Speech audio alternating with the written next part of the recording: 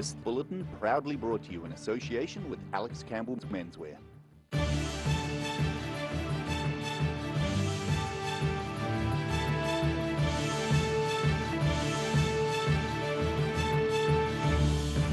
Tonight on the South Today, Dunedin's Te Kaika Health Centre rolls out a mobile vaccination clinic. Firefighters rescue wildlife trapped in a Dunedin stormwater drain. And school pupils showcase their art at an exhibition in Christchurch.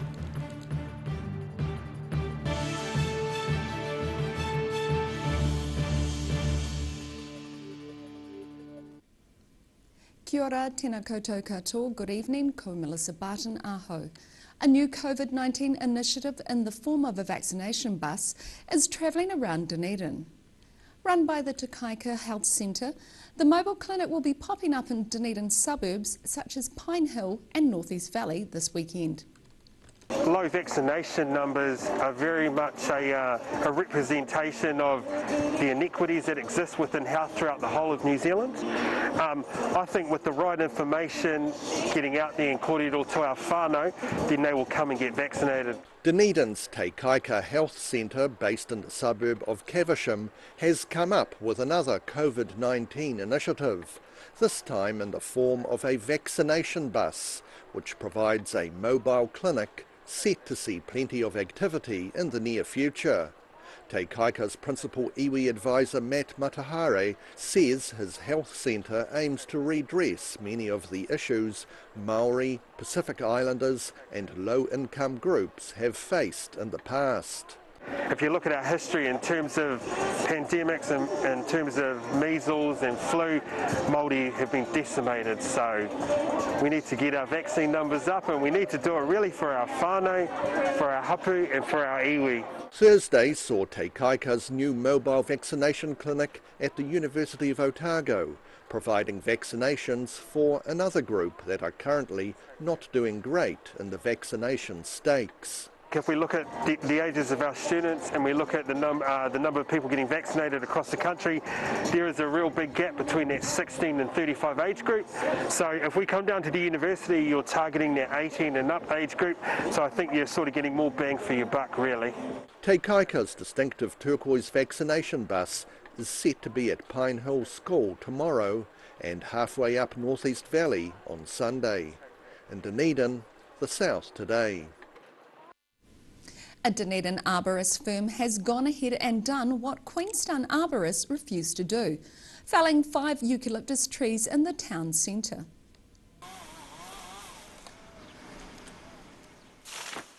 The trees are understood to be at least 70 years old, and several Queenstown companies refused to give quotes for the work based on ethical grounds. The local council wanted to have the trees felled last month to make way for construction of a 4-metre wide walking and cycling path. However, the work was put on hold to check whether native birds were nesting in the trees. An investigation showed no native bird nests. The council plans to plant another 47 trees along the road. Dunedin firefighters were called to Dover Street in Pine Hill yesterday afternoon after a group of ducklings were found trapped in a drain. Firefighters managed to get all 8 baby birds out of the drain safely. I came out and I heard cheeping, and I saw a mother duck hanging here, and she usually has a big bunch of ducklings and she only had 2 with her. And I could hear cheeping, so I went looking for some strong men to help try to rescue them, and I saw my neighbour who called the fire brigade, and they came and they lifted the grate, which is extremely heavy, and scooped out 6 ducklings to a very frantic mother. I would never have thought of calling the fire brigade to rescue ducklings, and it's the second time today. It's the second time ducklings have gone down that drain today, so we're going to put some mesh over it so it doesn't happen again.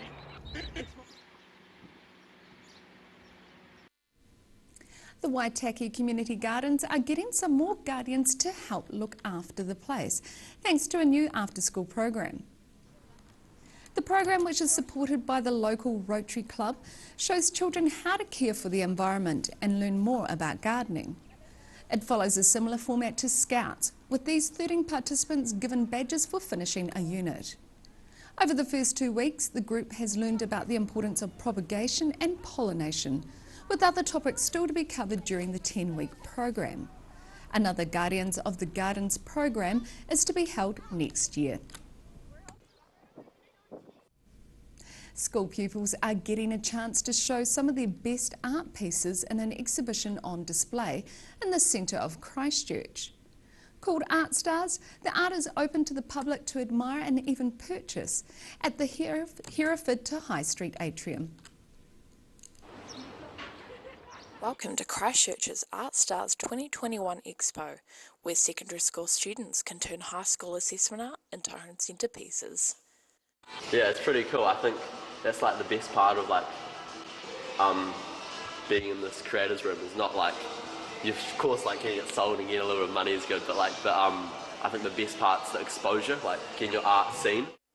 Ala Wood, a 19-year-old first-year design student who made it into the shortlist for a 3rd year in a row, expresses how Art Stars has encouraged her to build her own business.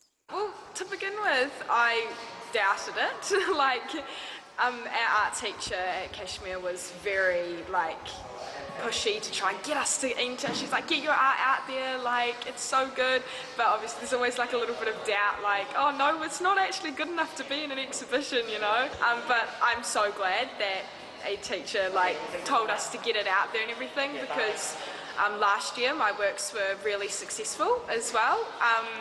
And this year they've even been more successful, being in the top 15. So I'm so happy that I did enter, and it's given me the confidence to actually go out myself, and I've started doing my own art, my own prints, and actually selling it just myself. And I don't think I would have had that confidence or anything if it wasn't for the creators room helping me get it out. And it's not something that I ever thought that I would get to see. Yeah, I don't think I would be trying to do my own art outside of school if it wasn't for having it here. Yeah, it just means a lot that people actually purchase the work as well. And the Christchurch Art Stars exhibition finishes tomorrow. Still to come on the South today. The Otago Polytechnic credits itself with having injected $1 billion into the local economy over a 5-year period. And we have the final edition of Football Chat for the season. So see you after the break.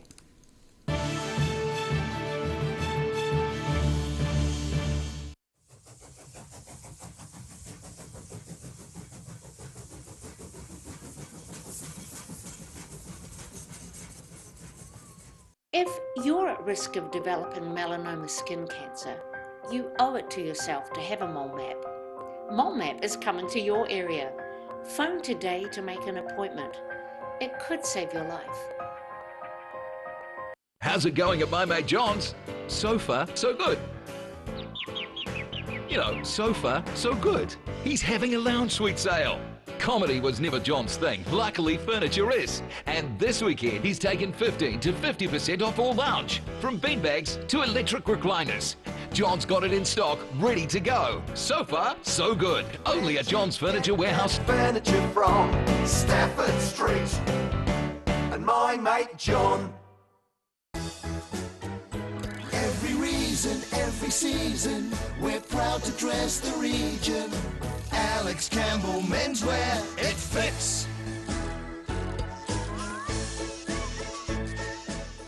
A poorly maintained heat pump can lose up to 35% of its output. The Mr. Heat Pump Cleaner team are experts. Their specially developed chemical wash is totally biodegradable. Call Mr. Heat Pump Cleaner and get the job done by the professionals.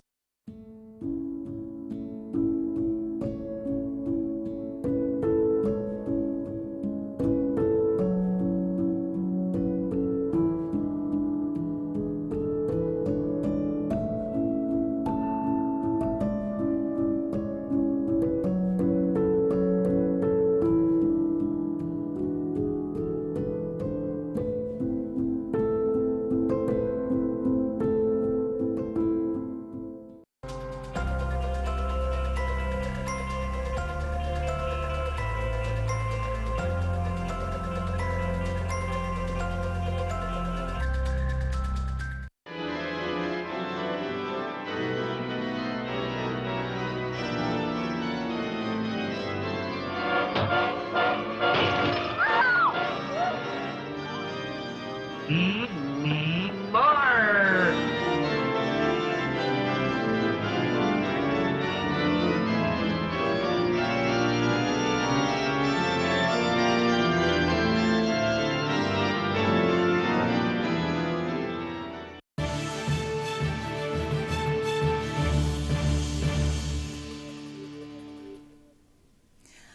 back. Otago Polytechnic says it has injected close to $1 billion into Dunedin's economy over the past 5 years.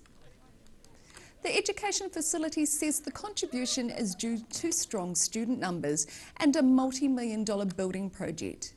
Last year alone, economic expenditure across all of its campuses, including Cromwell and Auckland, was almost $470 million. The institution saw a small drop in international student numbers due to visa changes and COVID-19. But overall, student numbers actually grew by 20%, with almost 10,000 students across all campuses last year. In this week's episode of Football Chat, Matt Kelly and Rahan Ali wrap up the show, looking back at this year's football season.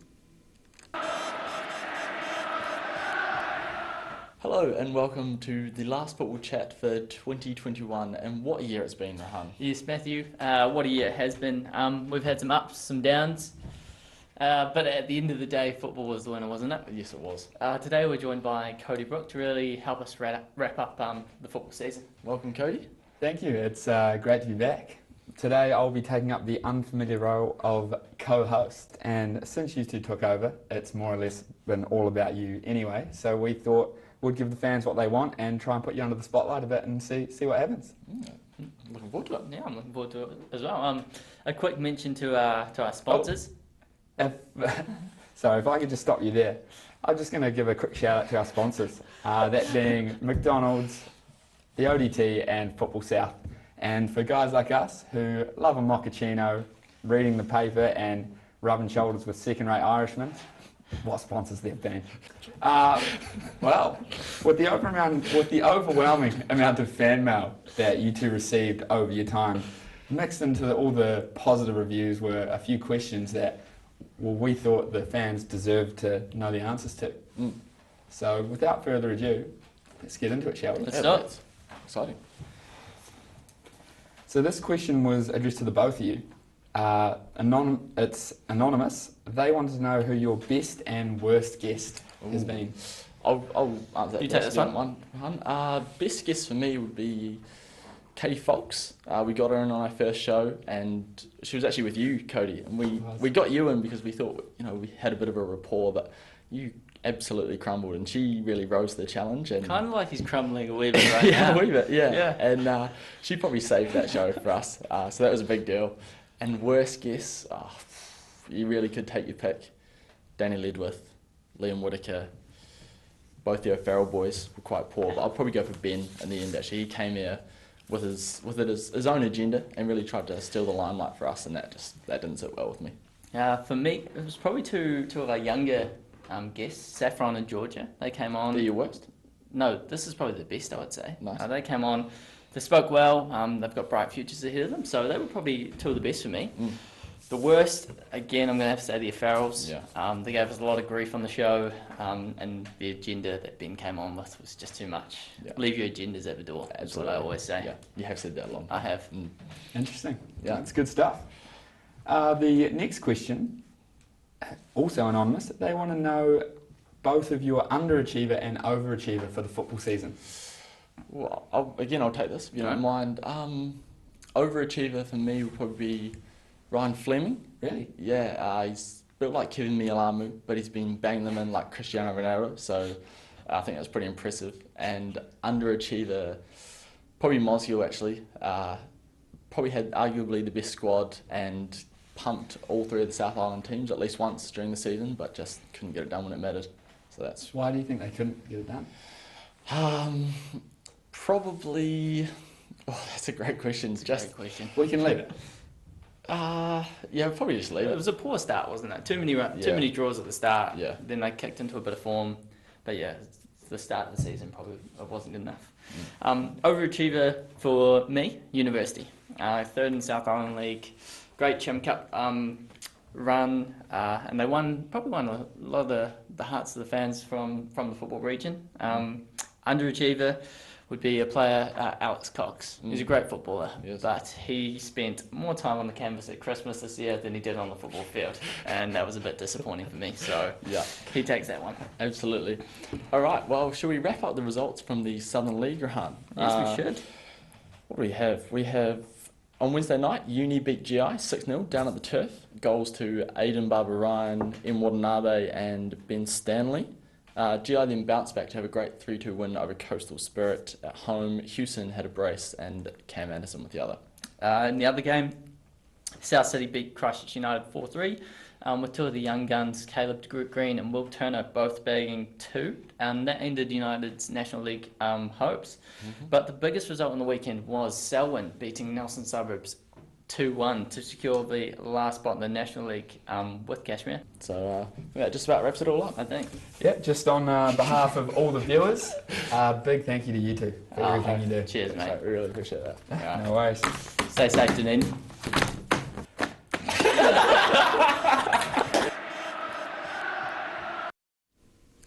And you can watch the full interview online at odt.co.nz.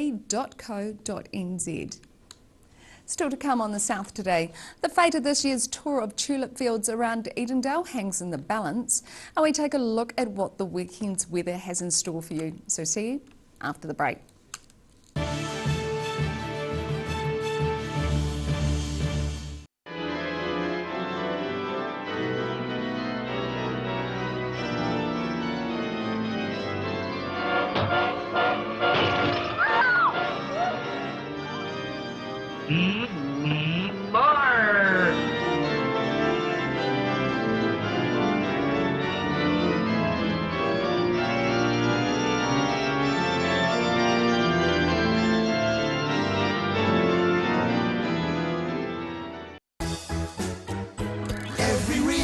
Every season, we're proud to dress the region.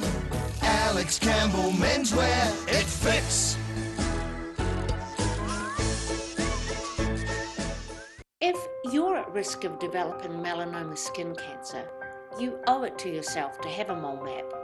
Mole map is coming to your area. Phone today to make an appointment. It could save your life.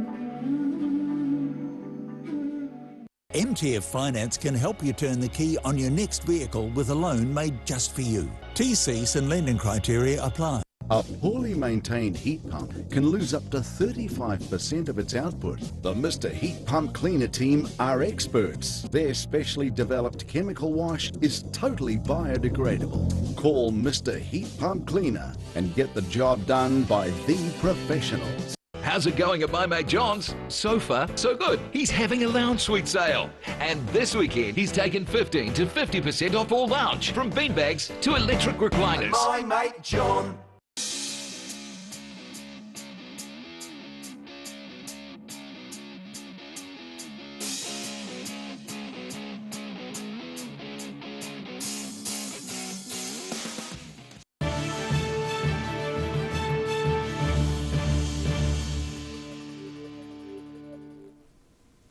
Thanks for staying with us. Organisers say the annual tour of the tulip fields will have to be cancelled this year if Southland remains in alert level 2. In pre-COVID days, visitors used to flock to the collective colours of tulip farms near Edendale and Southland each October. Last year, COVID-19 meant that the event was shifted to Edendale Presbyterian Church, where tulips were displayed indoors. This year, tulip grower Triflor New Zealand was set to open its fields to thousands of people on Labour Day, with funds raised going to the local community. But organisers say the event can only proceed if the South Island is in level 1. And now recapping tonight's top stories on the South today. Dunedin's Te Kaika Health Centre is rolling out a mobile vaccination clinic.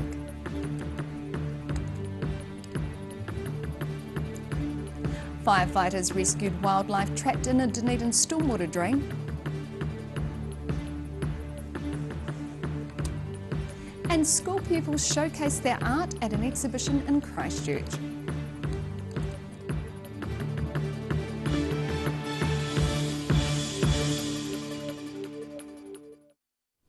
And now look at what's happening in tomorrow's ODT. Welcome, Barry. What have you got for us tomorrow? Well, we've got a fairly serious story first up tomorrow. We've got a 43-year-old woman who has been charged with murder after a body was found at a Dunedin property today. So that's really just happened, the actual charge of murder. The police were searching the property for most of the day, or properties. So lots of action around the Dunedin suburbs, and that's the conclusion. So there'll be more on that in the newspaper tomorrow. Work on the long-awaited new two-lane bridge at Beaumont is going to start before the end of the year. A contract was awarded today for that, and of course that's been ongoing, held up with various scaffolding for a long time. So good to see some action happening there. And where were you in 1964? You don't actually have to answer that. But that was the year when Beatlemania hit Dunedin. The concert at the Town Hall attracted thousands, and they were very excited. Well, we have previously unpublished pictures that we've uncovered in our archives of that particular concert. So there's lots of photos around of that concert, but these photos haven't been published before. Lots of faces in the crowd, so let's see if our viewers out there can recognise themselves in the concert. One of our more cheeky staff members suggested that asked if I was at that concert. I was just about to ask the same thing. Oh, thanks very much. And I can confirm I wasn't. But anyway, moving on from that, again, if your suburb, and how does that fare in the vaccination stakes? We have a list of all the Dunedin suburbs and how they fare as far as who has been vaccinated and who hasn't. So the numbers around that, we reveal that, a breakdown of all the Dunedin suburbs. So interesting reading in that, and of course great reading in the weekend mix, so plenty for everyone tomorrow. Wonderful, so get out there and get that paper tomorrow. And now it's time for a look at the weather. Tonight's weather proudly brought to you by lemap. Looking at the situation, cool southwesterlies will die out tomorrow with a milder northwesterly airflow expected on Sunday. But more rain and cold southwesterly winds are likely for Monday. Looking at the northwest of the South Island, it's a wet start to the weekend in Greymouth and Westport with showers and 14 degrees for Westport, 16 degrees for Greymouth. Moving to the northeast, the wet spring weather continues in this region also with rain and 19 degrees in Nelson. Blenheim will see showers with a high of 17 degrees. Moving down to Canterbury, the wet weather continues for most in this region. Kaikoura can expect showers with 15 degrees, Christchurch showers also with 14, and Ashburton escapes the rain, but it's a grey, cloudy, overcast day with 16 degrees. Looking at what's in store for the southern towns, Catlins, Balclutha, Lumsden and Gore can all expect decreasing southwesterlies with showers clearing and a high of 12 degrees. Travelling westwards to the Central Lakes, Wanaka, Queenstown and Alexandra are looking at moderate southwesterlies with skies clearing and a high of 14 degrees. Te Anau can expect decreasing southwesterlies, showers clearing throughout the day and a high of 12. Looking along the northern towns along the coast, Timaru and Oamaru can expect moderate southwesterlies with showers. Timaru 13, Oamaru 12. Further inland, Taizo and Marama, it's moderate southwesterlies for you both with skies clearing and a high of 14 degrees. In Dunedin, there will be showers developing tonight as colder southwesterlies freshen with an overnight low of 10 degrees. Expect showers tomorrow morning, which will start clearing during the afternoon with sunny periods developing. It's still going to be a cold day with fresh gusty southwesterlies, which will start to ease later on, a high of 12 and a low of 5. On Sunday, it will be mostly fine and sunny with milder temperatures and moderate north to northeasterly winds, looking at a high of 16 and a low of 9. And Invercargill can expect showers tonight with an overnight low of 6 degrees. Showers will start clearing tomorrow and cloud breaks with a few sunny periods developing later. The fresh cold southwesterlies will begin to ease, looking at a high of 12 and a low of 5 degrees. And milder northwesterlies will start to freshen on Sunday. A sunny start to the day at first, then high cloud will start increasing later, looking at a high of 17 and a low of 9.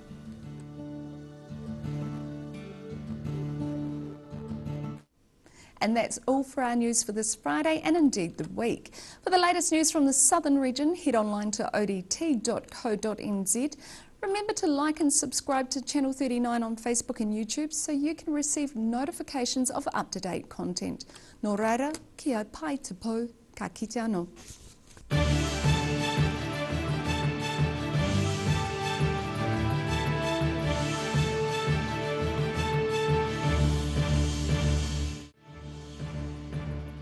This bulletin proudly brought to you in association with Alex Campbell's Menswear. Supporting local content so you can see more of New Zealand on air.